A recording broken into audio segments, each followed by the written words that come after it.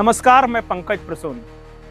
दोस्तों, इन दिनों ऐसा लगता है जैसे कांग्रेस के नेता अपनी ही पार्टी का बैंड बजाने का ठेका लेके बैठे हुए हैं। अभी शशि थरूर, डीके शिव कुमार और मणिशंकर अय्यर के झटकों से कांग्रेस उभरी ही नहीं थी कि एक सिटिंग सीएम ने अपने ही पार्टी के आलाकमान और उनकी नीतियों पर सवाल उठा दिए।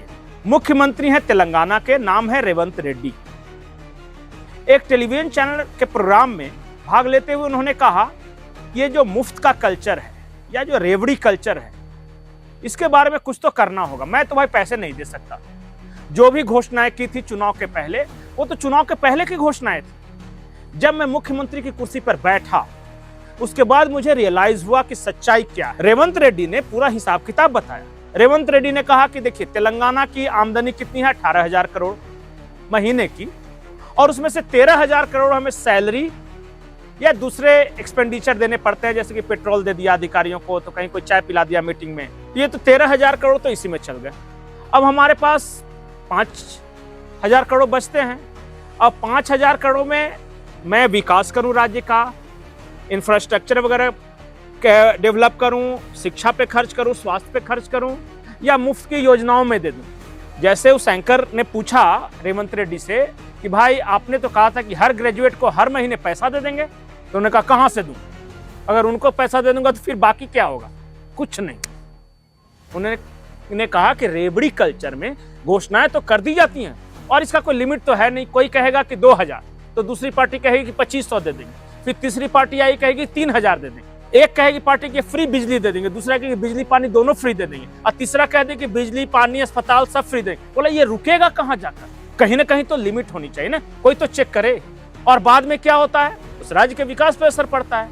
वो राज्य करोड़ों अरबों के कर्जों में डूबी हुई रहती है। उन्होंने उदाहरण दिया, तमिलनाडु को देख लीजिए, पंजाब को देख लीजिए।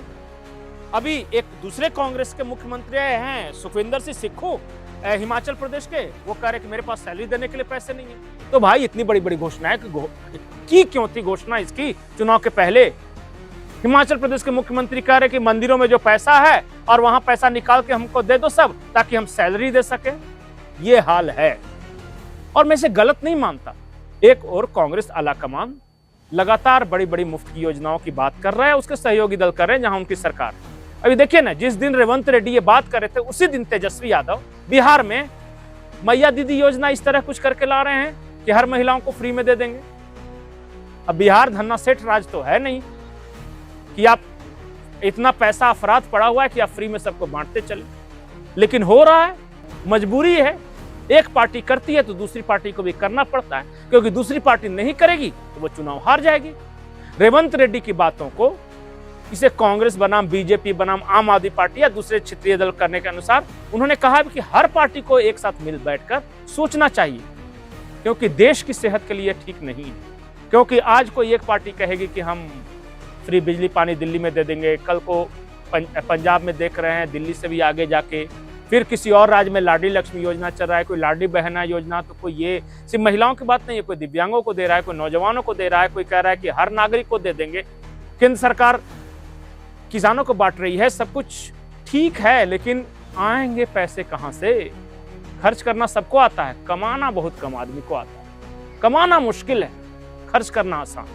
तो खर्च करने का कंपटीशन है इस देश में, और कमाने वाले को गालियां दी जाती है। निर्मला सीतारमण जी को देख लीजिए, वो बेचारी पैसे बचाते बचाते परेशान है और सब मिलकर उन्हीं पे हमलावर हैं। क्या रेवंत रेड्डी की बातों से आप सहमत हैं? क्या कुछ लिमिट कहीं तो चेक होना चाहिए इस पे कि कौन कहां तक क्या घोषणा कर सकता है? अगर पार्टियां आपस में नहीं कर पा रही हैं, तो क्या दूसरी एजेंसियों जैसे सर्वदलीय बैठक हो जाए, या फिर सुप्रीम कोर्ट का इस तरह फरमान आ जाए कि आप यूं ही फ्री में कुछ भी नहीं बांट सकते? आपको क्या लगता है, उपाय क्या है? और अगर इस तरह अगर फ्री का कल्चर रहा तो देश के इकोनॉमिक सेहत, आर्थिक सेहत पर क्या असर पड़ेगा? अपनी राय कमेंट बॉक्स में जरूर लिखें। नमस्कार।